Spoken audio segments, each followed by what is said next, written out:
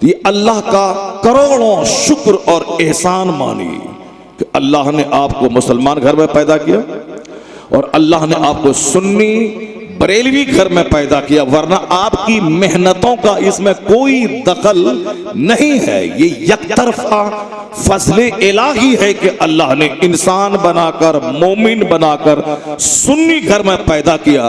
तो इतना बड़ा एहसान जिस रब्बे आला का हो, तो उस एहसान का शुक्र यही है कि जब तक ये बंदा जिंदा रहे अपनी जबान से उस खुदा का शुक्र अदा करता रहे और अपनी पेशानी रब्बे करीम के हुजूर झुकाता रहे और इसी में जबान तर रखे कि मालिक मैं तो जानवर भी पैदा हो सकता था, मैं किसी मुशरिक घर में भी पैदा हो सकता था, लेकिन तेरा एहसान कि तूने मुझे इंसान बनाया, तूने मुझे मोमिन बनाया, तूने मुझे सुन्नी घर में पैदा किया। जब आप ये बात बोलेंगे तो एक नई फिक्र आपके दिमाग में ये भी आएगी और एक बड़ी दुआ आपकी जबान पे जारी होगी। लखेरे वाली बात नहीं बोलेंगे, आप नहीं बोलेंगे कि जन्नत मेरी जागीर है और मैं जन्नत जाऊंगा ही, इसलिए कि जन्नत जागीर किसी की नहीं है। या नहीं बोलेंगे कि मैं जन्नत जा रहा हूं, तुम भी मेरे साथ आके जन्नत चलो।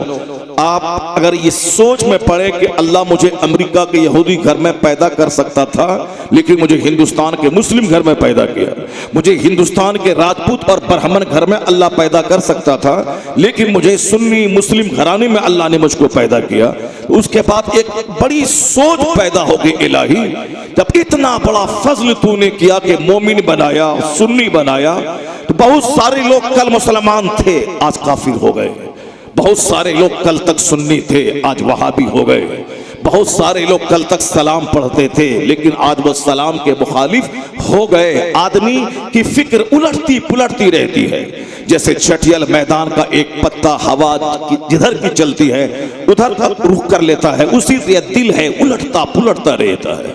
कभी मुसलमानों की बात सुनी तो इस्लाम की अहमियत दिल में आ गई, कभी किसी दुश्मना ने इस्लाम की गुफ्तगू सुनी, उनकी किताब पढ़ी तो उस एंटी इस्लामिक रिलीजन के ताल्लुक से नर्म गोशा उनके दिल में पैदा होने लगा। बेशुमार लोग थे जो सुन्नी घर में पैदा हुए आज वहाबी हो गए, और जितने भी लोग उस ग्रुप में गए हैं उसमें 99% वह लोग थे जो सुन्नी घर में पैदा हुए, सऊदी अरब कमाने के लिए गए, वहां उनका मजहब कबूल कर लिया, अलीगढ़ मुस्लिम यूनिवर्सिटी पढ़ने के लिए गए, वहां अपने उनके दोस्त मिले, उनका मजहब कबूल कर लिया, वो साहब कमाने के लिए अमेरिका गए, वहां क्रिश्चियनों को देखा, उसके मजहब को कबूल कर लिया।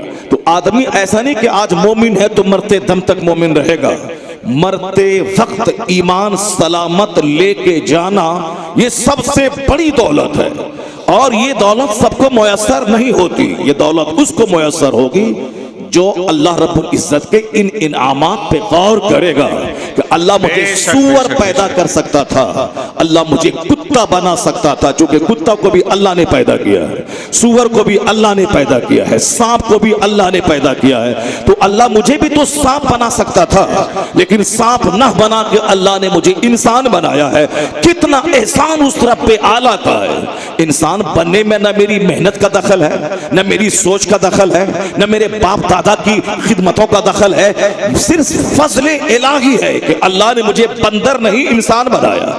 अगर इस पॉइंट पर जो हिंदुस्तान में आग लगाने वाले लोग हैं कि आग लगा दो, जला दो, भगा दो, अगर वो सूअर भी गौर कर ले कि मुझको दुनिया की पैदा करने वाले ने मुझको इंसान बनाया है, वह कभी जानवरों जैसी बात नहीं करेगा, क्योंकि मानवता वही है जिसकी जबान से शराफत टपके, जो खुद जिए दूसरों को जीने दे। आदमियत वही है जो अपने से दूसरों को कष्ट ना पहुंचाए।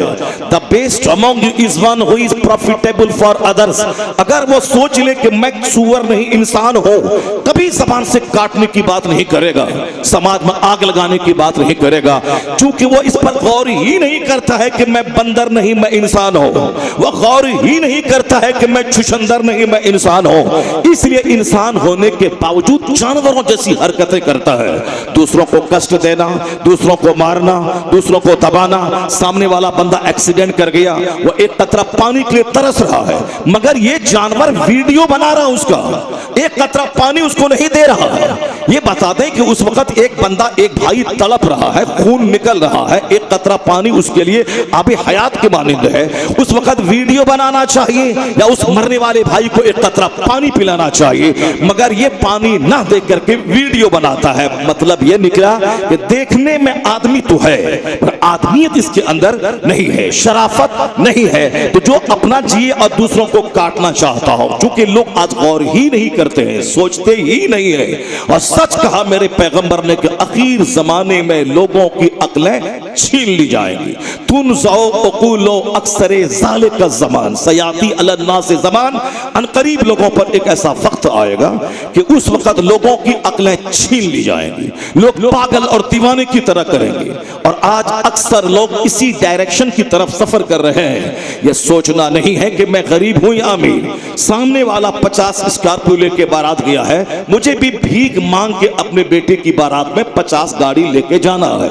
सामने वाला आदमी 1000 आदमी को खाना खिलाया है, मैं भी मस्जिद के दरवाजे पे भीख मांगू और मुरादाबाद के एक्सपोर्टर के दरवाजे पे जाके मैं उसका पांव चूम करके मैं उससे भीख मांगू, मगर मुझे खिलाना है लोगों को। ये अक्ले सलीम नहीं है कि उनके पास दौलत है तो वो किया, मेरे पास नहीं है तो मैं अपनी हद में रहूं, मैं अपनी औकात में रहूं। नहीं, अपनी औकात से बढ़ के फजूल खर्ची करके कर्ज के बोझ में दब के मकान बनाना, इंस्टॉलमेंट पे कार खरीदना, इंस्टॉलमेंट पे फ्रिज खरीदना, इंस्टॉलमेंट पे वॉशिंग मशीन खरीदना। क्योंकि सामने वाले के घर में वॉशिंग मशीन है और मुझे भी वॉशिंग मशीन खरीदनी है, सामने वाले के घर में एसी लगी है, मुझे भी एसी खरीदनी, जबकि सारा सामान कर्ज पे लाया है।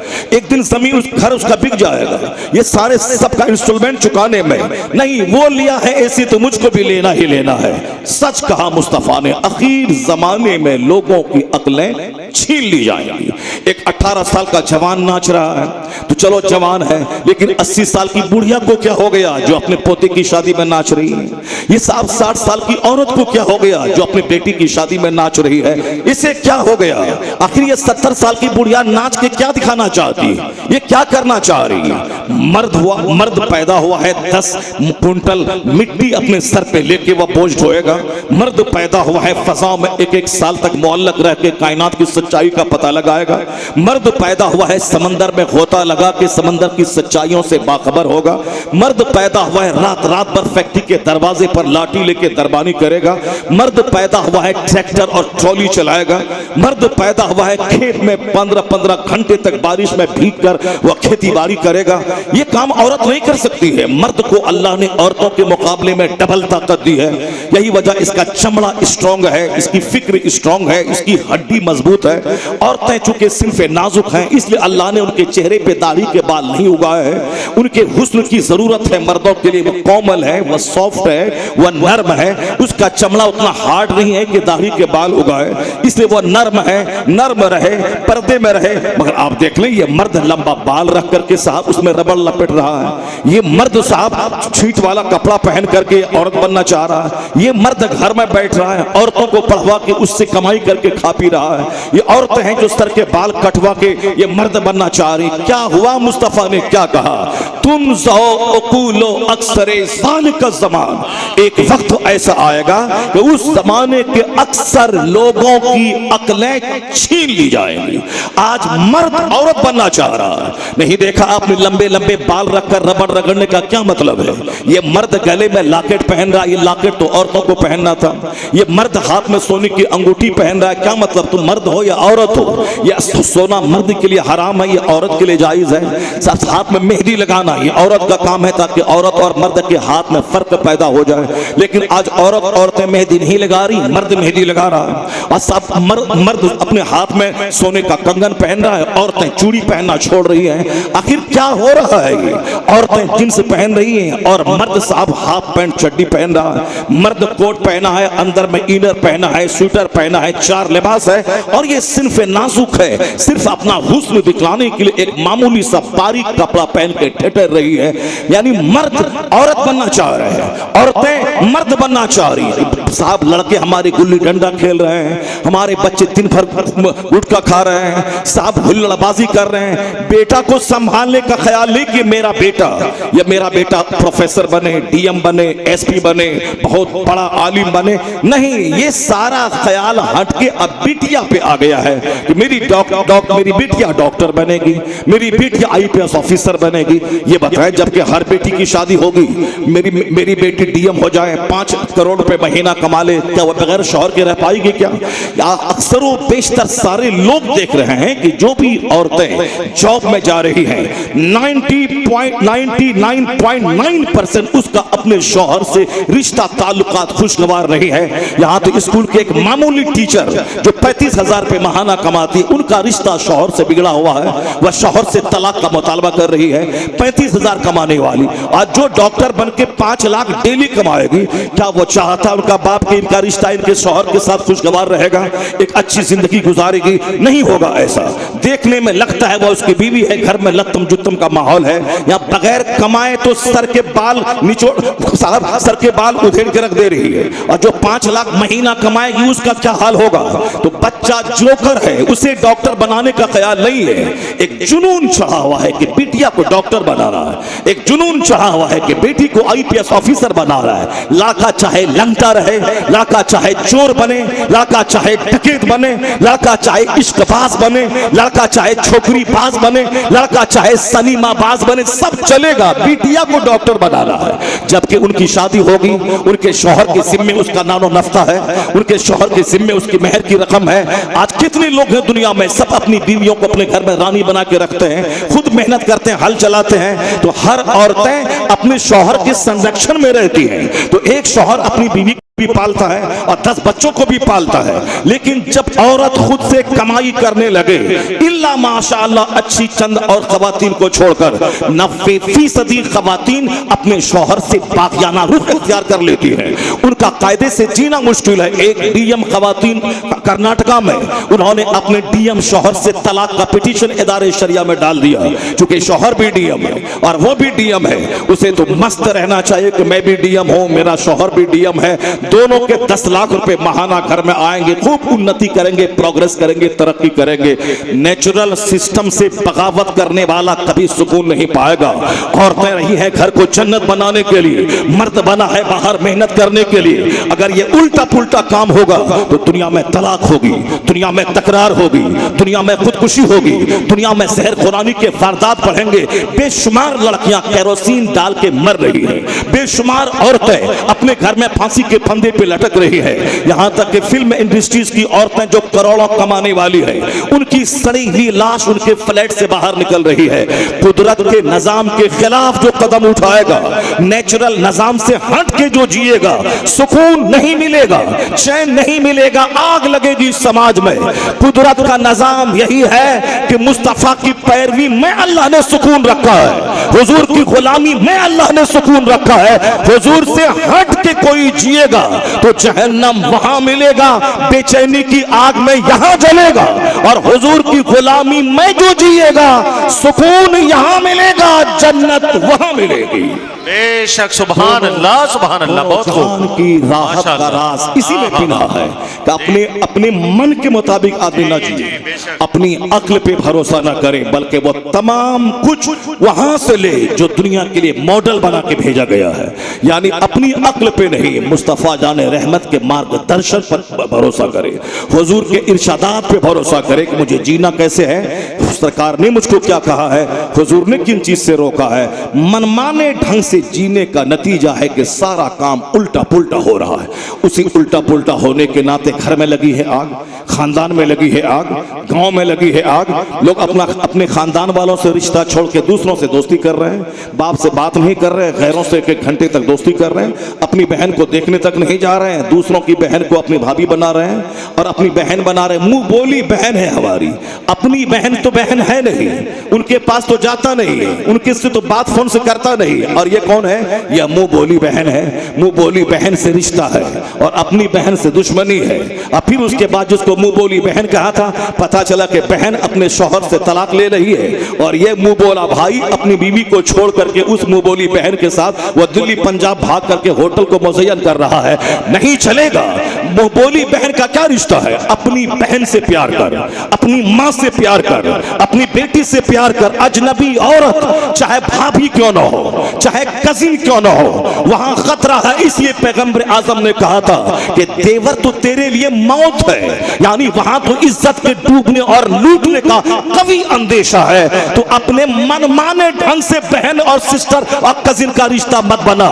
रिश्ता वही है जो मुस्तफा ने कहा है, मुस्तफा ने जो उसूल दिया है, उससे हटेगा तो समाज में ज़िनाकारी फैलेगी, उससे हटेगा तो समाज में आग लगेगी। आज ज़िना को रोकने में अमेरिका नाकाम है, ज़िना को रोकने में हिंदुस्तान की गवर्नमेंट नाकाम है, ज़िना को रोकने में आज सारी दुनिया के सारे ममालिक नाकाम है। इसलिए कि वह अपने हिसाब से पुलिस का सहारा ले रहा है, कोई हुकूमत पुलिस का सहारा ले रही है, कोई हुकूमत साफ कानून नए नए बना रही है। कुछ नहीं हो रहा। हिंदुस्तान में हर 10 मिनट पे रेप के केस दर्ज हो रहे हैं, अमेरिका में हर 2-4 मिनट के बाद रेप के केस दर्ज हो रहे हैं। इसलिए कि आजादी का गलत इस्तेमाल है, फ्रीडम का गलत इस्तेमाल है, पर्दे को बोझ माना जा रहा है। अपनी अक्ल को घुसेड़ के मर्दों की तरह औरतों को भी घर से बाहर निकाल के मर्द के बाजू में बिठा के मखलूत तालीम का इंतजाम किया जा रहा है। नतीजे में स्कूल में रेप है, कॉलेज में रेप के वारदात है, समाज में रेप है। जो पढ़ाने वाली शिक्षिका टीचर है वो वहां रेप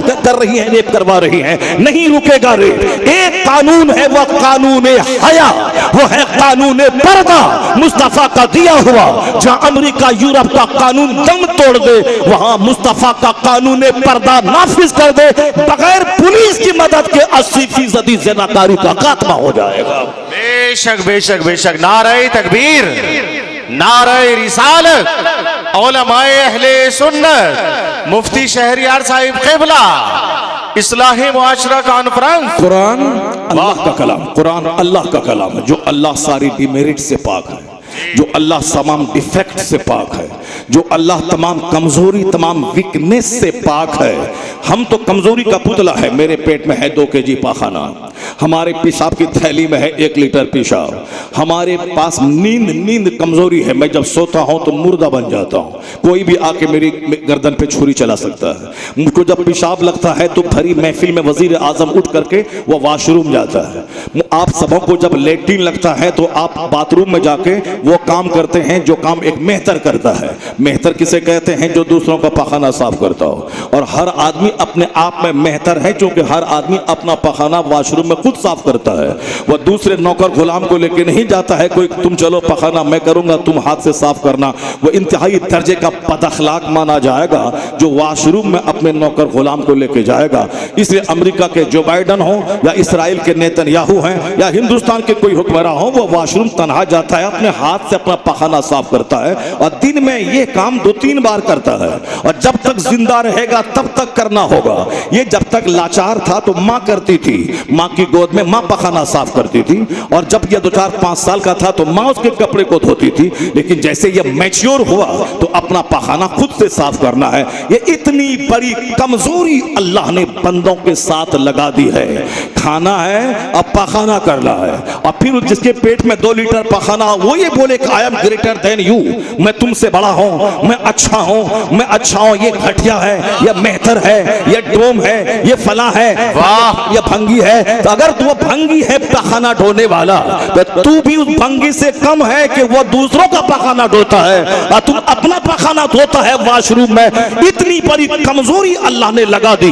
अरबपति हो उसे भी वॉशरूम जाना है, मजदूर हो उसे भी अपने हाथ से पखाना धोना है, ताकि जब भी घमंड हो अपने हुस्न पे, जब घमंड हो अपने माल पे, घमंड हो अपनी बिरादरी पे, घमंड हो अपनी मेजॉरिटी पे, घमंड हो अपने इक्तदार पे, तो बंदे वॉशरूम में अपना पखाना साफ करना याद कर लेना। तू मेहतर को बुरा समझता है, वह काम तू कर रहा है। जब उस पर गौर करेगा तो सारा गुरूर मिट जाएगा, आजिज़ी खाकसारी पैदा हो जाएगी। क्योंकि आदमी जब सोचेगा तब, यहाँ तो हर आदमी सोचता है, गरीब भी सोचता है कि मैं अरबपति हूँ, और अरबपति सोचता है कि मैं आदमी नहीं बल्कि मैं बहुत बड़ा तानाशाह हूँ, मैं जो चाहूंगा सो हो जाएगा। अल्लाह ने मौत को मेरे पीछे लगा दिया है, अल्लाह ने बीमारी को मेरे पीछे लगा दिया है, अल्लाह ने रुसवाई को मेरे पीछे लगाया है, अल्लाह ने गरीबी को मेरे पीछे लगाया है। आज अमीर था, कल पूरे समाज का गरीब तरीन इंसान बन गया, सारे लोग उसकी गुर्बत का मजाक उड़ा रहे हैं। कल सेहतमंद था, आज वेंटिलेशन पे चला गया, आज ऑक्सीजन पे चला गया। उनसे कहिए कि बड़ा कल इतराते थे, बड़ा कल घमंड करते थे, तोड़ देंगे, मार देंगे, काट देंगे। अब बताओ, हाथ उठाओ, वेंटिलेशन पे कैसे उठा सकता है? नींद मेरी कमजोरी, मौत मेरी कमजोरी, गरीबी मेरी कमजोरी, रात मेरी कमजोरी, मौसम की तब्दीली मेरी कमजोरी। यह कमजोरी नहीं बल्कि मेरे जिंदा रहने के लिए जरूरी चीजें हैं। मगर हमें अल्लाह रब्बुल इज्जत ने नींद देके मुर्दा बनाया है, फिर मुझे जिंदा करता है। अल्लाह ने मुझे पसीने की बदबू दिया है ताकि कभी इतराना मत, आजिज रहना, खाकसार रहना, मोडेस्ट रहना, ह्यूमिलिटी से काम लेना, ट्रूथफुलनेस से काम लेना, काइंडनेस से काम लेना। इंसान वही है जिसमें ह्यूमन क्वालिटीज मौजूद है। जानवर मत बनना, वरना जो अल्लाह सेहत देना जानता है वह बीमार करना भी जानता है। जो अल्लाह दौलतमंद बनाना जानता है वह गरीब करना भी जानता है। जो अल्लाह समाज में इज्जत देना जानता है वह समाज में जलील करना भी जानता है। जो अल्लाह राजा बनाना जानता है वह अल्लाह हाथ में कटोरा दे के भीख मंगवाना भी जानता है। इसलिए अल्लाह तबारक व तआला का जो समझदार बंदा है, जो मुस्तफा का गुलाम है, वह ना बीमारी में टूटता है और ना सेहत में मगरूर होता है, ना खुशहाली में इतराता है और ना गरीबी में मायूसियत का शिकार हो जाता है। वह हर हाल में अल्लाह पर यकीन करता है कि मेरा खुदा वो है जो हुकूमत देना भी जानता है और हुकूमत का गलत इस्तेमाल हो तो उसको भिखारी बना भी जानता है। मेरा खुदा वही है जो फिरौन को 400 साल की लंबी उम्र देना भी जानता है, उसे दरिया में डुबा के तड़पा के मारना भी जानता है, ताकि तेरी नजर हुकूमत पे ना रहे, तेरी नजर खुदा की अता पे रहे, मुस्तफा जाने रहमत पे रहे।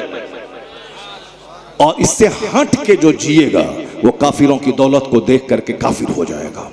इससे हट के जो जिएगा उसके इक़्तिदार को देखकर ये खुद बेईमान हो जाएगा।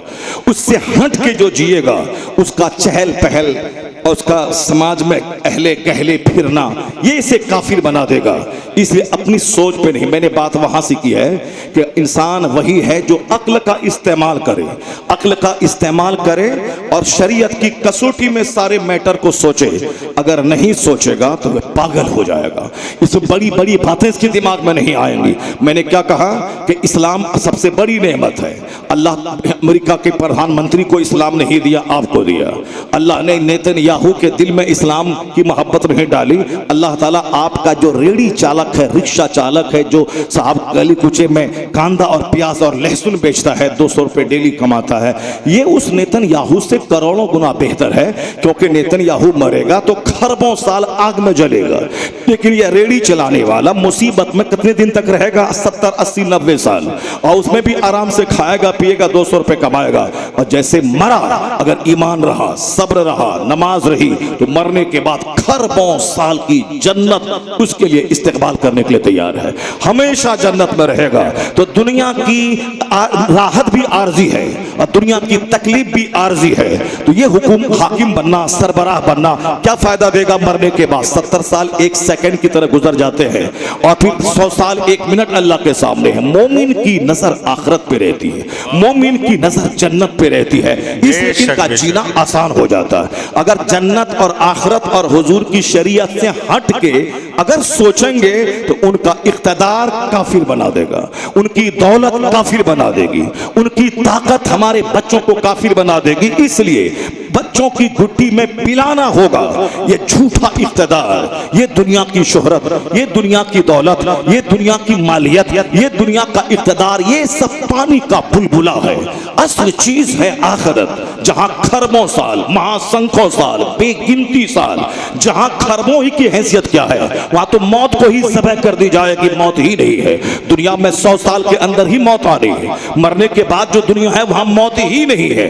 आग है तो सदा आग ही आग है और बाग है तो सदा बाग ही बाग है। तो अपने बाल बच्चों के दिमाग में अगर आखिरत की बात अब बता देते हैं, वह कोटा में नीट की तैयारी करते हुए वो जहर खा के नहीं मरेगा, वह भोपाल में साहब वो नीट की तैयारी करते हुए वो खुदकुशी करके फांसी के फंदे पे लटक के नहीं जान देगा। आज हर दिन खबर आ रही है कि जो जहां कोचिंग सेंटर का हब है, जैसे भोपाल है, जैसे कोटा है, जैसे दिल्ली है, इलाहाबाद है, जहां IAS की तैयारी करवाई जाती है, बड़े बड़े कोचिंग कोचिंग सेंटर है, वहां से बच्चों की लाशें निकल रही है, क्योंकि माँ बाप की तमन्ना है कि मेरा बेटा डीएम बनेगा, और वो जमीन बेच बेच के अपने बच्चों को पढ़ा रहा है। लेकिन बच्चा समझ रहा है कि मैं डीएम नहीं बन पाऊंगा, मैं माँ बाप की तमन्नाओं पे खरा नहीं उतर पाऊंगा, तो फिर मेरे बाप टूट जाएंगे। वो समझता है कि बेहतर है कि यही मैं जान दे दूं। वह जान दे रहा है। हमेशा खबरें आती हैं कि कोटा में इस बार 25 लड़के जो मेडिकल की तैयारी कर रहे थे, वो 25 लड़के फांसी के फंदे पे लटक गए। अपने ही कमरे में, रूम में गमछा तौलिया लगा के फैन से उसी पे लटक के मर गए। लेकिन आपने कभी नहीं सुना होगा कि एक खानका का कोई पीर खुदकुशी किया हो। आपने कभी नहीं सुना होगा मदरसे का कोई तालिब इल्म फांसी के फंदे पे लटक गया हो। अगरचे बीमार पड़ा मर गया वो अलग बात है, लेकिन अपने मुस्तकबिल के बारे में चिंतित और फिक्रमंद होकर कि मैं अगर कोई बड़ा कारनामा अंजाम नहीं दिया तो मेरे माँ बाप को बड़ी मायूसी हाथ लगेगी, इसलिए मैं उससे बेहतर समझता हूं कि जहर खा के मर जाऊं। ऐसा करोड़ों में कोई केस नहीं मिलेगा। क्यों? इसलिए कि माँ बाप की तमन्ना स्कूल कॉलेज में पढ़ने वाले लड़कों से यही है कि दुनिया में सुखी रहे, दुनिया में मर्तबा मिले, दुनिया में जॉब मिले। जिसकी नजर दुनिया पे रहेगी, अगर दुनिया नहीं मिली तो जहर खा के मरेगा। जिसकी नजर दुनिया पे रही, सामने वाले का मुकाबला नहीं कर पाया, वो खुदकुशी करके मरेगा।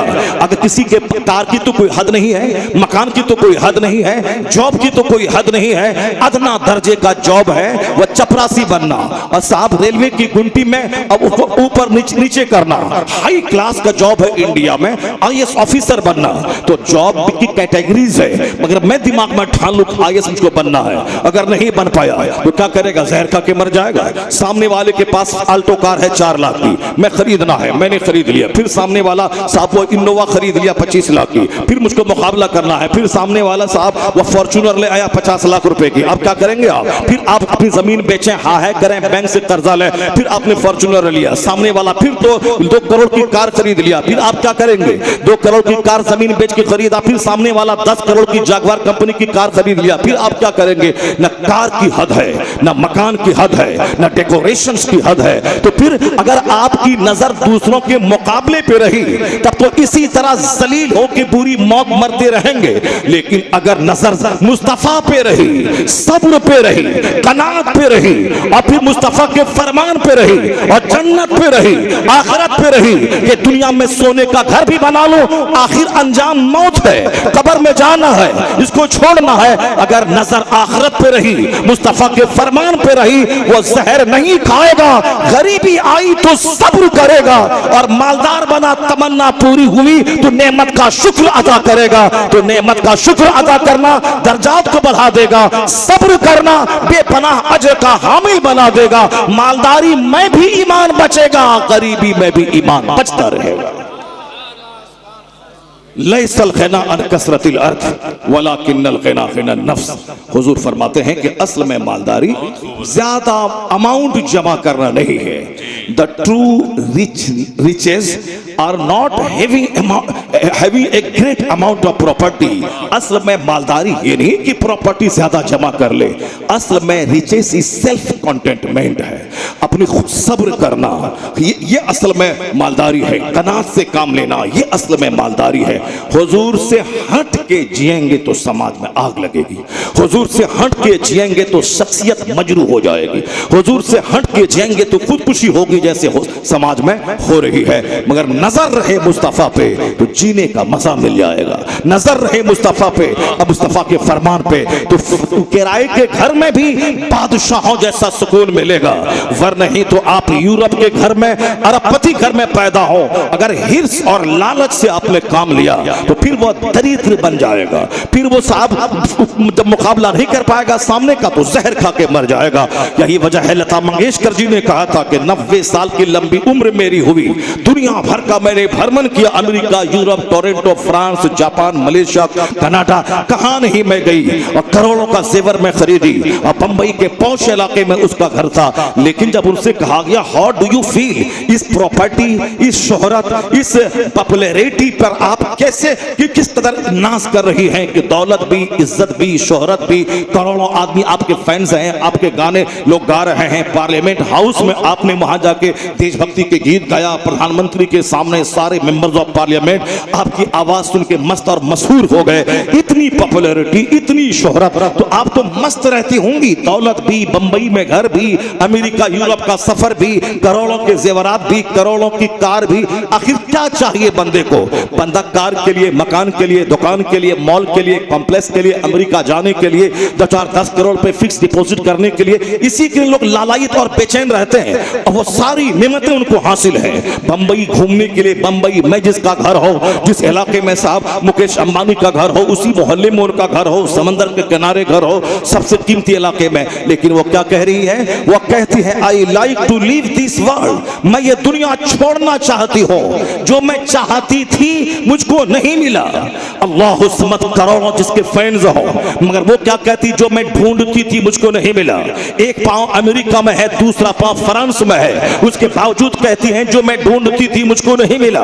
यहाँ तो बिहार और उत्तर प्रदेश की बात छोड़िए, बंबई में पौष इलाके में जिसका घर हो, वो कहती है जो मैं चाहती थी मुझको नहीं मिला। क्या चाहती थी वो? मकान तो है, गाड़ी है, शोहरत है, इज्जत है, दुनिया भर का सफर है, फिर क्या चाहती थी? उनका एक जवाब था कि जो मैं ढूंढती थी मुझको नहीं मिला। इसका मतलब है वो सुकून दिल चाहती थी, वो दिल का इत्मीनान चाहती थी, और वो दिल का इत्मीनान नहीं मिला। ना पॉपुलैरिटी के ढेर पे, ना पार्लियामेंट में गाना गा के, ना करोड़ों के घर में रह के, ना अमेरिका फ्रांस से घूम के। ये बताएं कि इस कदर शोहरत और दौलत की मलका, जब उसको सुकून नहीं मिला, जो 5 वक्त की नमाज छोड़ के एक छोटा सा घर बना रहा है, उसे क्या सुकून मिलेगा? जो 1 कट्ठा जमीन खरीद रहा है, उसे क्या सुकून मिलेगा? जो सऊदी अरब में 10 साल ऊंट चरा के एक छोटा सा घर बना रहा है, उसे क्या सुकून मिलेगा? जब ये खरबों के ढेर पर बैठने के बाद भी सुकून नहीं है, तो सुकून कहां मिलेगा? ये सुकून तू है कहां? ये चैन तू कहां है? यह जवाब कोई गांधी नहीं देगा, कोई नेहरू नहीं देगा, आइंस्टाइन नहीं देगा। यह जवाब मुस्तफा जाने रहमत देते हैं, कायनात का सबसे बड़ा मसीहा देता है कि पढ़ कुरान। कुरान कहता अला बिज़िक्रिल्लाह तत्मइन्नुल कुलूब। न सुकून न महलों में है, सुकून न दौलत में है, सुकून न शोहरत में है, सुकून न पूरी दुनिया घूमने में है। अल्लाह ने सारा सुकून अपनी इबादत में रखा है, अपने जिक्र में रखा है, अपनी याद में रखा है। करोड़ों में खेलने वाली वहां बदन में लगी है बेचैनी की आग, मगर मेरा कोई फकीर किराए के घर में रहता है, जहां सजदा है वहां सुकून है, जहां रियाजत है वहां सुकून है, जहां तिलावत है वहां सुकून है, जहां समूह सलात की पाबंदी है वहां सुकून है। तो सुकून का रास्ता खुद साख्ता नहीं मिलेगा, अल्लाह ने जहां सुकून रखा है वहीं सुकून मिलेगा, चैन। सुभान अल्लाह, सुभान अल्लाह। नाराए तकबीर, नाराए तकबीर, नाराए रिसालत, उलमाए अहले सुन्नत, जश्न दस्तारबंदी, अल्लामा मुफ्ती शहरियार साहिब क़िबला। ए मेरी कौम, मैंने आप तक यह पैगाम इसलिए पहुंचाया कि चूंकि अल्लाह ने आपको इस रुए जमीन की सबसे धनवान कौम बनाया है। जो दौलत उन लोगों के पास नहीं है, वह दौलत अल्लाह ने आपको दिया है। वह दौलत है ईमान की दौलत, वो दौलत है इस्लाम की दौलत, वो दौलत है कुरान की दौलत, वो दौलत है मुस्तफ़ा जाने रहमत की दौलत, जो अल्लाह ने आपको दिया है। मुस्तफ़ा का कलमा आप पढ़ते हैं, कुरान शरीफ आप पढ़ते हैं, इस्लाम आपके पास है, मस्जिदें आपके पास है, काबा आपके पास है, मिना मुज़दलिफ़ा मताफ मसा आपके पास है। इतनी सारी नेमतों के रहने के बावजूद अगर आपका चेहरा सूखा रहे, आप काफिरों की तरह दौलत में उनका मुकाबला करने के लिए आगे बढ़ जाएं, नमाज रोजे हज व ज़कात सब छोड़ करके आप भी उन्हीं की तरह पागल हो जाएं कि माल चाहिए, माल चाहिए, माल चाहिए, चाहे नमाज छूटे, रोजा छूटे, हज में ताखिर हो, सब चलेगा मगर माल चाहिए। अगर ये बात है, इसका मतलब है कि आप हीरे जवाहरात की कदर नहीं कर रहे हैं। आपको भी हीरा छोड़ के कंकर चाहिए, हीरा छोड़ के पत्थर चाहिए, हीरे जवाहरात और गोल्ड छोड़ के आपको मिट्टी चाहिए। आपने नहीं सुना वो हदीस? हुजूर ने क्या फरमाया? जिसको कुरान पाक का इल्म दिया गया, उसके बावजूद वो ये समझे कि दूसरों को मुझसे ज्यादा बड़ी नेमत दी गई है, तो ऐसा है जैसे उसने कुरान पाक के इल्म का अपमान किया, उसने कुरान पाक के इल्म की तौहीन कर दी। इसलिए जिसको कुरान का इल्म दिया गया वो न समझे कि बैरिस्टर मुझसे अच्छा है, वो न समझे कि प्रधानमंत्री मुझसे अच्छा है, वो न समझे कि सामने वाला आदमी जो 1000 बीघा जमीन, 1 एकड़ जमीन का मालिक है, वो जमींदार के सामने मेरी क्या हैसियत है। जिसको इल्म कुरान दिया गया, अगर उसने दूसरों को समझा कि उसके पास मुझसे बड़ी नेमत मौजूद है, उसने उस नेमत की तौहीन कर दी, उसका अपमान किया। तो जिसको इस्लाम की दौलत दी गई, ईमान की दौलत दी गई, जो दौलत अरबपति के पास नहीं है, अगर वो ये समझ लिया कि मुशरिकों को मुझसे ज्यादा इनाम है, वो चैन सुकून से रहता है, उनके पास इख्तिदार और दौलत है, उनके पास खरबों पैसे हैं, तो उसने इस्लाम की दौलत का अपमान किया। हो सकता है ये अपमान की सजा ये मिले कि अल्लाह उससे ईमान को छीन ले, इस अपमान की सजा ये मिले कि अल्लाह उसे उन्हीं दौलत देकर उन्हीं मुशरिकों की सफ में शामिल कर दे। जब तुझे गोल्ड पसंद रही है, जाओ उसके साथ मिट्टी ले लो। जब तुम्हें इज्जत पसंद रही है, जाओ उस मुशरिकों के साथ तुम जहन्नम बन जाओ। जो ईमान को सबसे बड़ी दौलत नहीं समझेगा, वह मकान को सबसे बड़ी दौलत समझेगा, इख्तिदार को सबसे बड़ी दौलत समझेगा, तो अल्लाह इख्तिदार दे के ईमान छीन लेगा, अल्लाह दौलत दे के ईमान छीन लेगा। अगर आप चाहते हैं कि ईमान सबसे बड़ी दौलत है, तो हर वक्त जबान पे चर्चा करना होगा, इलाही लकल हम्द व लक शुक्र, तेरी तारीफ, तेरा शुक्र है कि तूने मुझे अमेरिका के यहूदी घर में नहीं पैदा किया, हिंदुस्तान के ब्राह्मण घर में नहीं पैदा किया, हिंदुस्तान के राजपूत घर में नहीं पैदा किया, हिंदुस्तान के खरबपति घर में नहीं पैदा किया, तूने मुझे मुसलमान घर में पैदा किया, सुन्नी घर में पैदा किया, मिलाद फातिहा वाले घर में पैदा किया। ए अल्लाह, जब बगैर किसी मेहनत के तूने मुझे यकतरफा फजल करते हुए इतना इनाम दिया है, तो एक इनाम और दे देना। ज़ोहर में यही मांगेगा, असर में यही मांगेगा, मगरिब में यही मांगेगा। जो इसका महत्व जानेगा वह खिलाफे काबा थाम कर यही बोलेगा, और फिर वह रोज़े रसूल पे यही मांगेगा। कौन? अगर इसको बड़ी नेमत वो समझेगा, तो नेमत तो ये लूट रही है। ये सुन्नी था, कल वहाबी हो गया, ये मुसलमान था, फिर काफिर हो गया। मैं आज मुसलमान हूं, मुमकिन है कि अगर कोई गलत हरकत मैंने की, इस्लाम से मैं निकल जाऊंगा, तो फिर वो यही दुआ करेगा, मालिक जब एक तरफा फजल करके इंसान बनाया, मोमिन बनाया, सुन्नी बनाया, तो एक एहसान और कर देना कि हालत मौत में ईमान की सलामती दे देना, मोमिन की हालत में मौत दे देना, और एक एहसान और कर देना, अपने महबूब की शफाअत से मुझे जन्नतुल फिरदौस अता कर दे। वाह वाह वाह जी, सुभान अल्लाह, सुभान अल्लाह, हक बात है, बहुत खूब, माशाअल्लाह, आमीन सुम्मा आमीन। अक्ले सलीम रहेगी तो बंदा हर वक्त मकान के लिए नहीं रोएगा, हर वक्त दौलत के लिए नहीं रोएगा, ईमान की सलामती के लिए रोएगा, ईमान के तहफ़्फ़ुज़ की फिक्र करेगा। वरना अल्लाह जिस तरह दौलत देना जानता है, गरीब बनाना भी जानता है। हो सकता है कि अल्लाह ईमान दिया, मगर ईमान के अपमान की वजह से मुमकिन है कि अल्लाह तबारक व तआला काफिरों में शामिल कर दे, फिर उसी के साथ दुनिया और आखिरत की जिल्लत मुक़द्दर में लिख दे। जो अजान की तौहीन करेगा, अजान के वक्त में दुनिया की बातें करेगा, अजान के वक्त में वह दुनिया की बातें करेगा, अजान हो रही है परवाह नहीं करेगा। बुजुर्गों ने लिखा है, हो सकता है कि उनका खात्मा खराब हो जाए, उसका ईमान लूट जाए, क्योंकि उन्होंने सदाए तौहीद का अपमान किया है, अजान की तौहीन की है। अजान होती रही, उस वक्त यह बात कर रहा है, जो कानून इलाही का मजाक उड़ाएगा, जहन्नम की आग तो वहां दुनिया ही में अल्लाह उससे जलील और रुस्वा करेगा, क्योंकि इज्जत देने वाला अल्लाह है, जलील करने वाला अल्लाह। ऐसा नहीं कि हम सजदा करते हैं तो अल्लाह ताला की शान है, और जिस दिन सारे लोग काफिर हो जाएंगे तो अल्लाह की वो हैसियत नहीं रहेगी, ऐसा नहीं है। अल्लाह तबारक व तआला के सामने दुनिया अल्लाह ने पैदा किया है, सबों को एक कतरा पानी से अल्लाह ने पैदा किया है। ये इंसान अल्लाह से क्या मुकाबला कर पाएगा? चाहे हजार नाचे कूदे कि हम इस्लाम मिटा देंगे, कुरान खत्म कर देंगे, मदरसा को खत्म कर देंगे, अजान बंद करवा देंगे, इनके हाथ में जो कुछ है ये करेगा।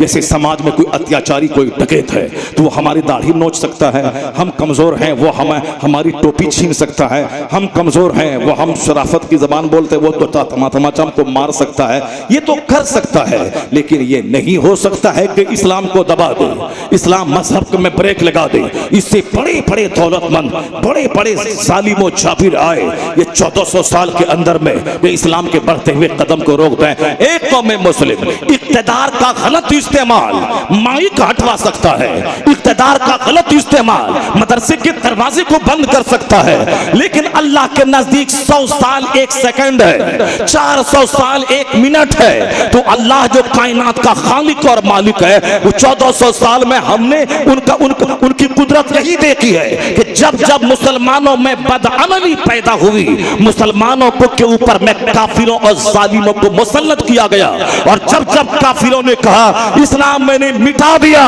अल्लाह उन्हीं काफिरों को कलमा पढ़वा के उसे इस्लाम का कैडर बना दिया है। इसलिए 1400 साल में हमने यही देखा है, मुसलमानों को बदअमली की सजा मिलती है, और जब मुशरिक कहते हैं कि मैंने इस्लाम मिटा दिया, तो उसी मुशरिक को कलमा पढ़वा के उसे इस्लाम का कैडर बना दिया जाता है।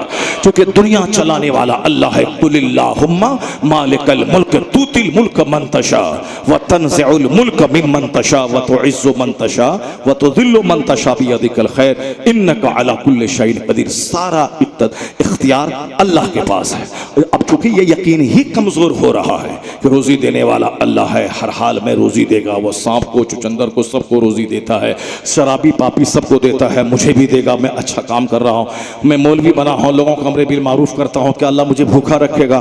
ये विश्वास ही कमजोर हो गया। सोचता मैं झूठ नहीं बोलूँ तो माल कैसे मिलेगा, मैं नमाज पढ़ने के लिए जाऊँ तो बिजनेस कस्टमर चला जाएगा, तो फिर माल कैसे मिलेगा, बच्चे कैसे खाएंगे? अगर मैं ये हराम कारोबार छोड़ दूँ, सूद का, रिश्वत का, गलत काम का, तो फिर मुझे रोजी कहाँ से मिलेगी? जब इस कदर कमजोर हो गया बंदा, तो क्या वो अल्लाह की रहमतों से उम्मीद कर सकता है?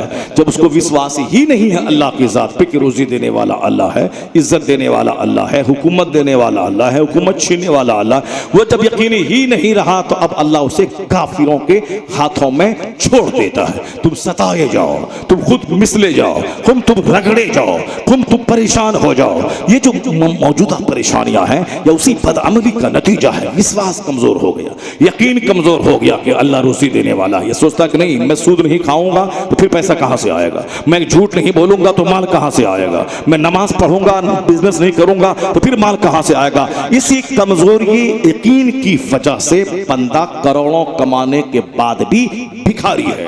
ये इसका चेहरा सूखा है, इसके दिल में इत्मीनान नहीं है। आज 10 लाख की बिक्री हो गई, मैं ये सोचता है कि कल अगर बिक्री नहीं हुई तो मेरा क्या हाल होगा। आज मेरा माल अमेरिका चला गया, एक्सपोर्ट हुआ, वहां से 10 करोड़ रुपए आ गए, मैंने 1000 वर्कर को मैंने दे दिया, और साहब 10-20 गाड़ियां हैं उसके मैंने किस्त मैंने बैंक में अदा कर दी। लेकिन अगर कल मेरा माल अमेरिका नहीं गया या वहां से रिजेक्ट होके आ गया, फिर मेरा क्या होगा? बेवकूफ, कल तू जिंदा रहेगा कि नहीं रहेगा? हो सकता है शाम के टाइम में मौत आ जाए, 1 मिनट के बाद मौत आ जाए। अभी जो तेरे पास खुशहाली अल्लाह ने दी है, कम से कम इसका तो सही इस्तेमाल कर, मस्त रह, खुश रह, अल्लाह का शुक्र अदा कर। तो सब शुक्र ही नहीं अदा करेगा तो अल्लाह ताला मुस्तकबिल की एक फिक्र दिमाग में डाल दिया। अगर ये माल कल मेरा रिजेक्ट हो गया तो मेरा क्या होगा, मेरे बच्चे का क्या होगा, मेरे फर्म का क्या होगा? इसी फिक्र में दुनिया आज डूबी है।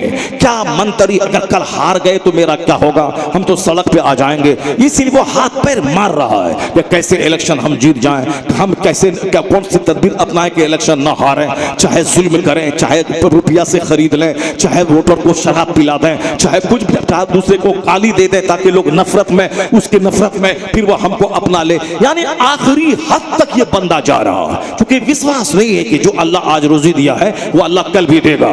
माँ के पेट में 9 महीने तक रोजी देने वाला अल्लाह, माँ की गोद में खुश्क छाती में दूध देकर रोजी देने वाला अल्लाह, माँ के पेट में था तो माहवारी खून रोक के अल्लाह ने रोजी दिया, और जब माँ की गोद में आया तो फिर उसी खून को दूध बना के तेरी रोजी का इंतजाम किया। और जब तू 10 साल तक माँ को नर्स की तरह उसके दिल में तेरी मोहब्बत डालकर तेरे पेशाब पखाना के सारे कपड़े को वो धो रही नर्स की तरह, जब तू कमजोर था तो अल्लाह ने तुझको रोजी दी, तेरी खिदमत के लिए तेरी माँ को मामूर कर दिया। तू रात में बिस्तर पे पेशाब करता था, माँ तुझे सीने पे सुला लेती थी। जब कमजोर था तो माँ के पेट में रोजी दी, कमजोर था तो माँ की गोद में रोजी दी, कमजोर था तो माँ बाप के दिल में मोहब्बत डालकर तू उससे तेरी खिदमत हुई। अब जब तू मैच्योर हो गया, अब जवान हो गया, अब तू पत्थर तोड़ के रोजी निकाल सकता है, अब तू सफर करके रोजी हासिल कर सकता है, तो अब तेरा चेहरा सूखा क्यों है कि आज रोजी है तो कल क्या होगा, परसों का क्या होगा, परसों माल नहीं मिला तो क्या होगा, सूद नहीं खाएंगे खाएंगे तो क्या होगा, रोटी का टिकट ना बेचे तो क्या होगा, डांस नहीं करें तो क्या होगा, साहब बैंड बाजा ना बजाएं तो क्या होगा, अगर ये डांस पार्टी में ना जाए तो मेरा क्या होगा। तो माँ के पेट को याद कर, माँ की गोद को याद कर, वह 10 साल माँ की खिदमत को याद कर, तब तू यही कहेगा जो अल्लाह जिंदगी दिया है वही अल्लाह रोजी देने वाला है।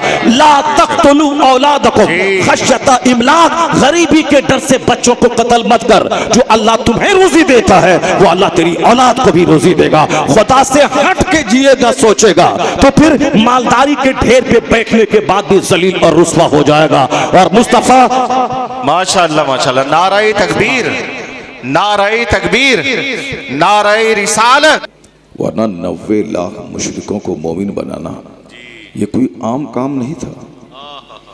उन्होंने गाली नहीं दी, उन्होंने मुशरिकों को अपने यहाँ नहीं भगाया, बल्कि जहर में बुझी हुई तलवार लेकर पंडित रामदेव जो महंत था, पुजारियों का सरदार था, उस फकीर को मारने के लिए आया था। सर कलम कर दूं कि आज धीरे धीरे इनके फॉलोवर्स की तादाद बढ़ रही है।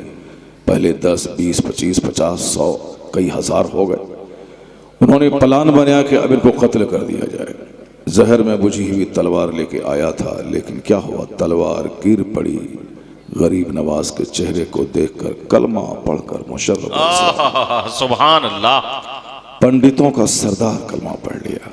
अगर कहते भागो भागो यहां से, तुम्हारे लिए मेरे पास कोई जगह नहीं है, तो फिर गर्दन भी कट जाती। लेकिन गरीब नवाज ने अखलाक का दामन अपने हाथ से नहीं छोड़ा। जी बेशक बेशक। उनकी प्यार भरी बातें सुनकर जो उनके दिल में शुकुक व शबहात थे सब दूर हो गए, और वो समझ गया कि जब इस्लाम के पैगंबर का यह गुलाम इतना बाअखलाक है तो जो मजहब इस्लाम का पैगंबर है उनके अखलाक के हुस्न का आलम क्या होगा। बेशक बेशक बेशक। उस मेहनत ने कलमा पढ़ा। तो आज जरूरत है कि हम उनकी जबान में उनके डाउट्स को दूर करें, उनकी जबान में उनको बताएं कि जिस इस्लाम को तुम अपने लिए खतरा समझते हो वह इस्लाम खतरा नहीं है। इस्लाम एक मजहब अमन का नाम है। ये और बात है कि मुझ जैसे ना अहल मुसलमानों की वजह से तुम्हारे दिमाग में इस्लाम की छवि खराब हो गई है।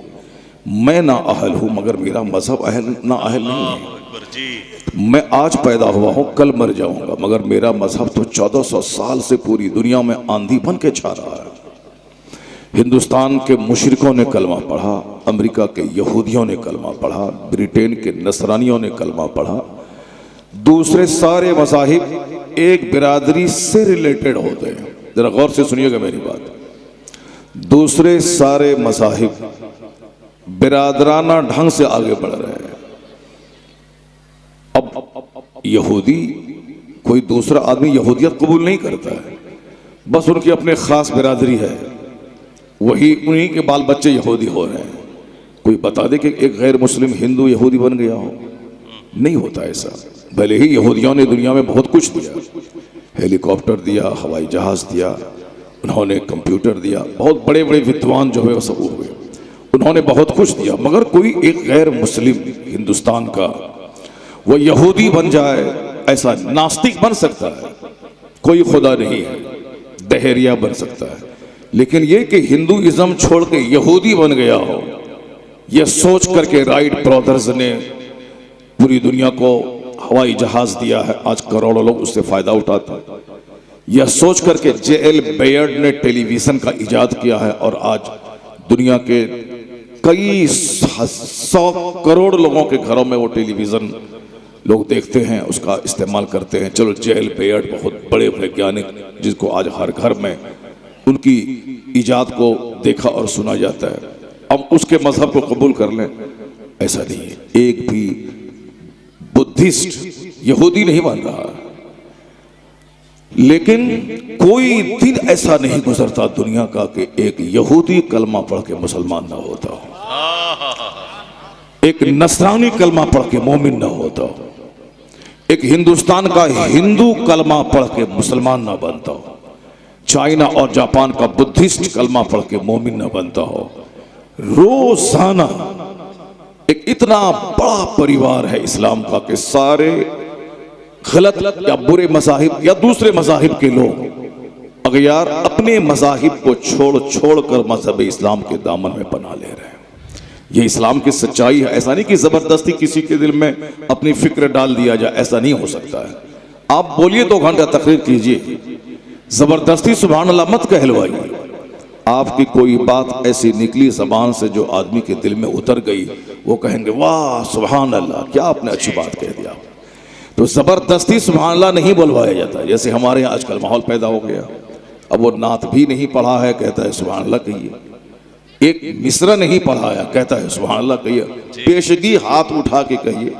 ये जितने लोग यहाँ बैठे हुए हैं, ये सारे के सारे वो हमारे गुलाम नहीं हैं कि वो हमारे कहने पे वो हाथ उठा दे।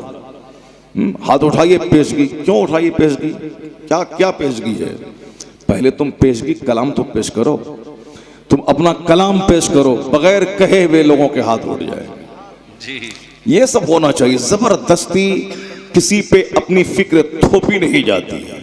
अब चूंकि उसके अंदर वो क्वालिटी है नहीं कि वो ऐसी बातें कर दे कि लोग सुभान अल्लाह कहें, तो इसे वो जबरदस्ती सुभान अल्लाह कहलवाना चाहते हैं। पहले क्वालिटी पेश करनी चाहिए, पहले अपनी बात बयान करनी चाहिए, तब उसके बाद फिर लोगों से उम्मीद रखें कि साहब लोग दाद देते हैं।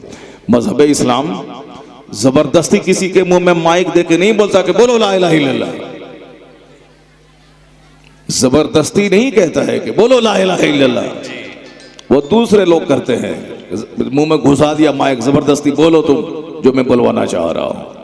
अब सामने वाला बंदा गर्दन कटने के खौफ से वो उनकी बातें बोल देता है। जबरदस्ती नहीं होता है कि ये बोलना होगा, यहां रहना है तो बोलना होगा।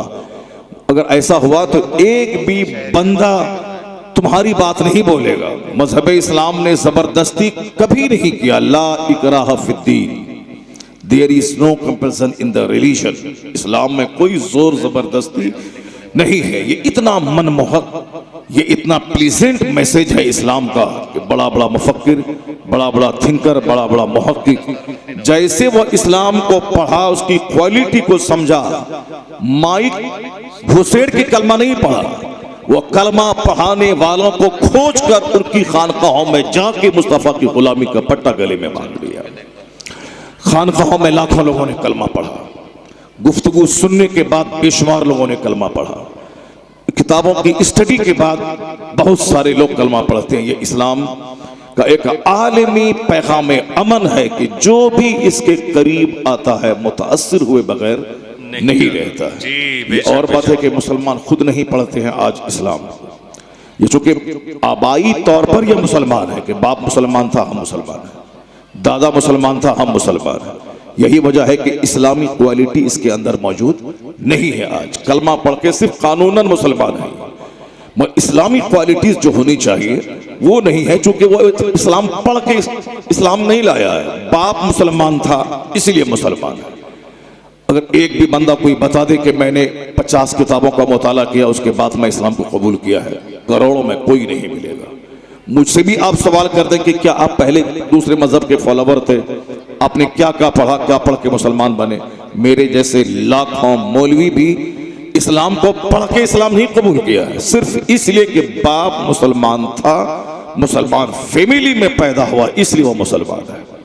जो विरासतन मुसलमान फैमिली में पैदा होकर मुसलमान है वो क्या जाने इस्लामिक क्वालिटीज क्या है। वो तो बाप अगर ब्राह्मण रहता वो ब्राह्मण हो जाता, बाप यहूदी होता तो यहूदी हो जाता, बाप क्रिश्चियन रहता वो क्रिश्चियन हो जाता। उसी तरह कलमा पढ़ने वालों में बेशुमार लोग हैं जिसका इस्लाम से कोई रिश्ता नहीं है। अगर हम में से आप में से कोई आदमी ईरान के किसी राफिजी घर में पैदा हो गया होता, वो राफिजी हो जाता, पानी पी पी करके शेखैन करीमन को गाली देता, वो साहब साहबे कराम की तौहीन करता। लेकिन चूंकि आप सुन्नी बरेलवी घर में पैदा हुए इसलिए आप या नबी सलाम अलैक पढ़ते हैं, गौसे पाक का लंगर खाते हैं और खिलाते हैं।